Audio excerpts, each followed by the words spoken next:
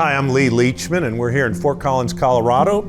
I've got a group of ranchers here from Colorado and Wyoming, and we're going to be talking about what drives profitability in the cow-calf sector.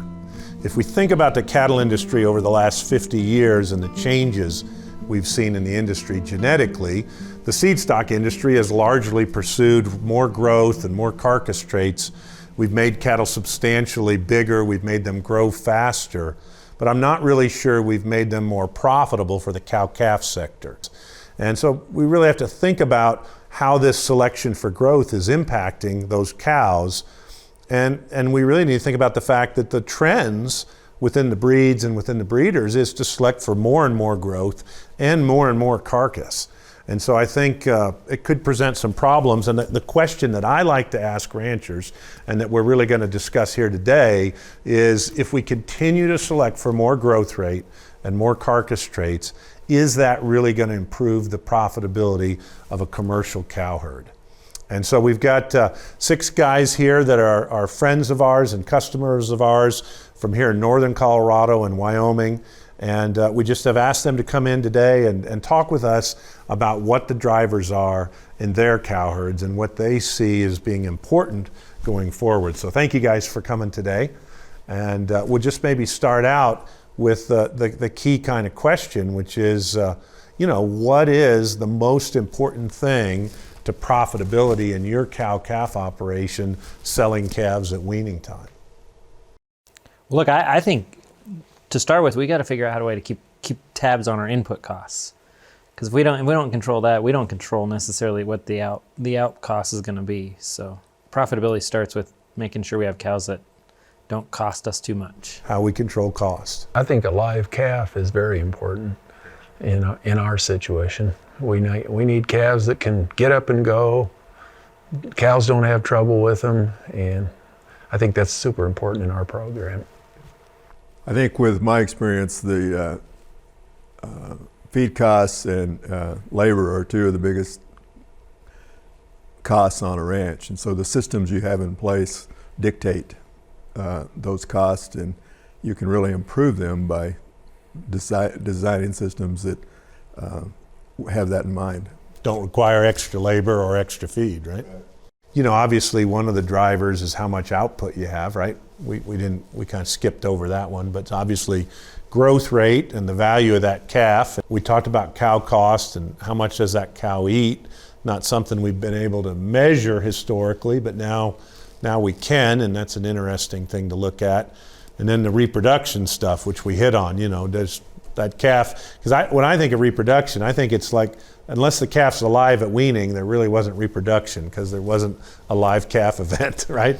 We got to get that calf all the way to sale. So the calving ease, the breeding at 15 months, the breeding back early of the cow, and the survival of that calf all make a big difference. And then longevity. And maybe somebody wants to speak to the longevity effect. I know, Wayne, when you guys doing your math, the depreciation and the value of that cow comes into play on your cost structure. Oh, absolutely. And so, and time of calving, whether you've got some crossbreeding going on in your herd, all those kind of things add into the longevity. And you just think about it. If you've got to keep more heifers back because you're turning your cow herd over, you've got less income. Doesn't make much difference what they weigh, because if you have to keep them back to save them over, can't sell them. I think no matter where I go in the world, what we want to do on each of those areas is the same. We'd like to increase output if we could make sure we don't lose in those other areas. We'd like the cow to eat less, to control those costs going in, to fit the environment and manage that whole system. We'd like them to reproduce better, more efficiently, and we'd like them to stay in the herd longer if we could. I think what's funny about all that is when you go to a typical bull sale, if I ask you to select for all that stuff, is there information in that catalog that tells you how reproduction's going to go, or cow cost's going to go, or longevity's going to go? The typical rancher, when they get a catalog, the first thing they look at is weaning weight. And if what we're after is more calves and more weight and better price and better feed cost and more longevity, if we're just selecting for that weaning weight, what do we think happens to the number of calves? I would say it would go down. In The my long-term experience. effect. The Yeah. long-term effect. It's probably down, right? Yes. What about calf weight? If we select for that, It better go up. better go up, right? Or something's not working, right? Now, I think I put a sideways arrow on that one because I think our environment's limited. Let's face it, most seed stock environments are a little different than most commercial environments. And so if that genetics can express itself under this maximum nutrition environment in the seed stock herd, and you take it to a limited nutrition environment, which is what most commercial operations that we sell to are in for one reason or another, you're maybe not going to get all of that expressed, right? What happens to calf price if weaning weight goes up? The price per pound goes down, and Price per pound goes down, right? It's the slide that we get on our, so I put that arrow down slightly. What about cow feed cost? If we're selecting for higher weaning weights and higher milk production, what happens to your cow feed cost? Cow cost will go up. Should go up, right? And longevity? probably down. Probably down, right? So if we all agree that that's kind of the function, and we all agree that's the way we want it to go, and we all agree that that's probably the way it's going to go if we select for that, is that a good strategy to improve cow-calf profitability by selecting for a higher weaning weight? If we're in it for a one-year show, you bet. Yeah, right? If we're terminal cross, great idea, right? If the bank needs a check next year and that's it. But I think that's a big revelation to the industry. I mean, it's interesting because I've given this talk in Australia, New Zealand, in Europe, in South America.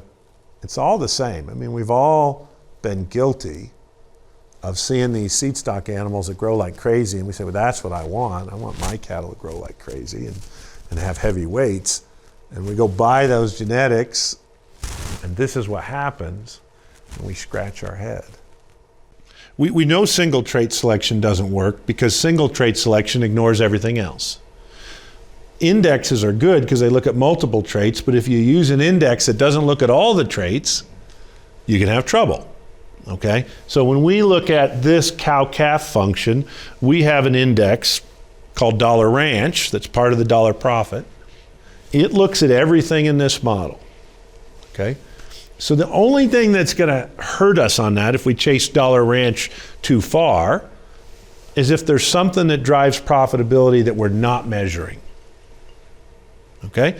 And you always have to be thinking about that. If you're selecting for one thing and there are 7 things that drive profit, it doesn't work out well. That's what this showed, right?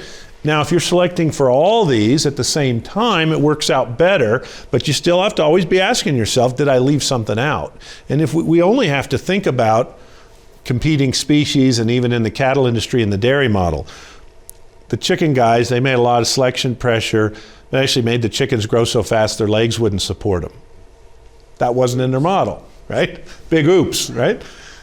The swine guys, they made the pigs so lean that they had huge tenderness problems. Another big oops. The dairy guys, they had a great index to raise milk production. No reproduction. Reproduction wasn't in it. I'm like, well, who didn't think that reproduction was important to profit? I don't know, but somehow they did that. But we know that these indexes work, and we know they're going to move you.